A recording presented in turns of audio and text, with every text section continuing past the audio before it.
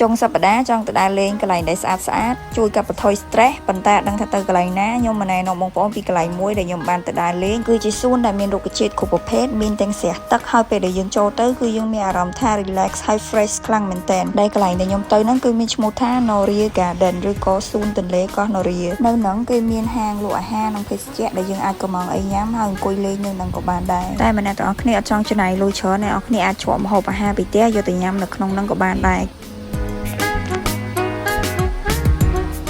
ចឹងសម្រាប់ម្ហូបអាហារដែលខ្ញុំទិញពីហាងហ្នឹងខ្ញុំនឹងយកទៅអង្គុយញ៉ាំនៅក្នុងសួនដោយសារនៅក្នុងសួនគេមានបងគ្រប់កន្លែងដើម្បីយើងអង្គុយលេងអង្គុយញ៉ាំអីហើយកន្លែងហ្នឹងក៏យើងអាចយកកូនជើង4យើងទៅហត់លេងបានដែរគេអត់ហាមឃាត់អីទេ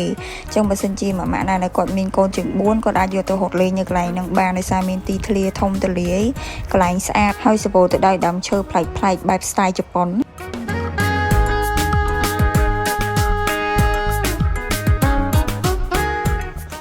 មិនសបាយតែមនុស្សហេសំបីទៅប៊ូប៊ូក៏សបាយដែរហត់លេងពេញវាស្មៅខៀវខ្ចីហ្មង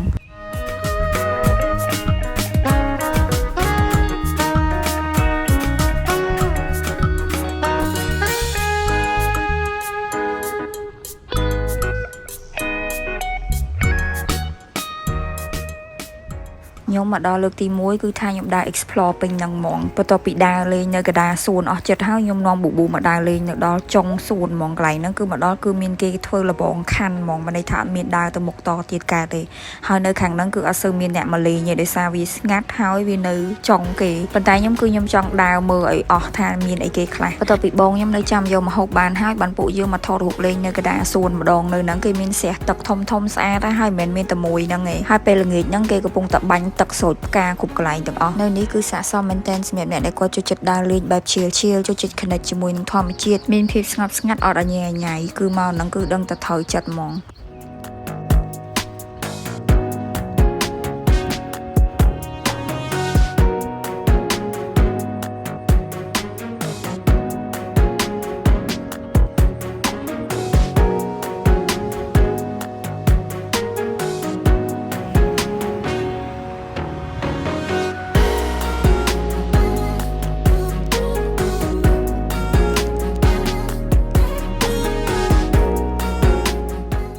ឥឡូវនោះល្ងាចអីដែរហើយពួកខ្ញុំក៏ឃ្លានដែរចឹងហើយខ្ញុំកំពុងតែដើររកកន្លែងអង្គុយហើយខ្ញុំឃើញបងមួយនៅជិតកន្លែងស្រះទឹកហ្នឹងហ្មងហើយនៅជុំវិញហ្នឹងទេសភាពស្អាតមែនតើយើងអាចញ៉ាំបដាយើងអាចថតរូបលេងបានទេចឹងខ្ញុំក៏អង្គុយញ៉ាំនៅកន្លែងហ្នឹងហ្មងទៅចំពោះ view ដែរគឺយើងអាចមើលឃើញអាគារខ្ពស់នៅខាងកោះពេជ្រស្អាតខ្លាំងមែនតើជាមួយនឹង sunset ថ្ងៃរៀបលិចក្រហមជ្រាលពេញមេឃហ្មងវិសាមេឃកាន់តែយប់ទៅឯទៅទៀតអស់ថ្ងៃថតរូបលេងស្អាតហើយចឹងពួកខ្ញុំនាំគ្នាប្រញាប់ថតរូបឲ្យហើយ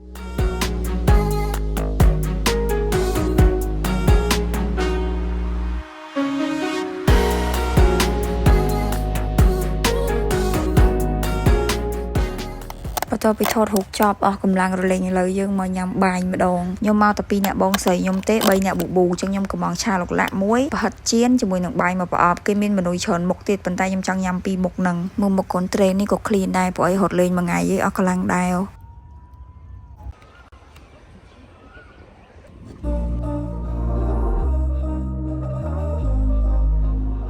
អង្គុយញ៉ាំបាយនៅកណ្ដាលសួនច្បារមានស្រះទឹកអមសងខាងខ្លួនមើលទេសភាពថ្ងៃលិចអមទៅដោយអាគារខ្ពស់នៅជុំវិញខ្លួនអាហារមួយពេលនេះគឺពិតជាមានរសជាតិឆ្ងាញ់មែនទែន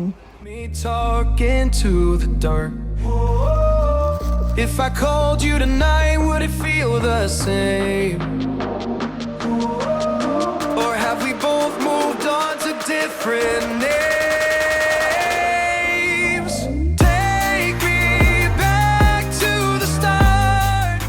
ប៊ូប៊ូញ៉ាំគ្រឿងទេសរបស់មនុស្សហត់បានឯងចឹងសាច់ហ្នឹងពួកខ្ញុំលាងទឹកឲ្យស្អាតហើយបានឲ្យគាត់ញ៉ាំបន្ទាប់ពីគេញ៉ាំហើយមានកម្លាំងឃើញមិត្តភ័ក្ដិដើរកាត់មុខហ្នឹងព្រោះគេឲ្យព្រោះដល់ពេលសាក់ប្រឡែងមើលបើគេមកចិត្តបំភ័យខ្វែអញ្ចឹងវីដេអូក៏មកដល់ទីបញ្ចប់ត្រឹមហ្នឹងដែរអរគុណអ្នកនរគ្នាដែលបានចំណាយពេលទស្សនាវីដេអូនេះតាំងពីដើមរហូតដល់ចប់បើសិនជាមានសំណួរចង់សួរអីអាច comment នៅខាងក្រោមបានជួបគ្នាជាមួយខ្ញុំនៅវីដេអូក្រោយបាយបាយFunny how we talk like we're fine But your name still lives in my rhyme